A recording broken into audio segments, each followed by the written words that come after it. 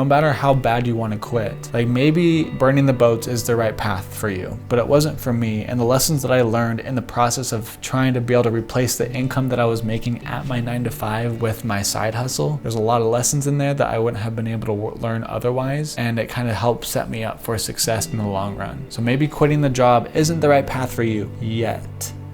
The biggest thing that I had to remember was that I was on the path of being able to get there. I just needed to learn some more lessons. So just be patient with yourself. Like, you'll get there. If you made the commitment, like, you'll do it. But don't rush it. There's no need to, in my opinion.